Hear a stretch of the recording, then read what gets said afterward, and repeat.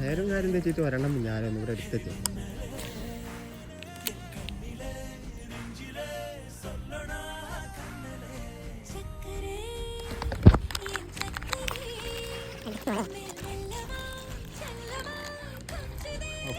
കുഴപ്പമില്ലാതെ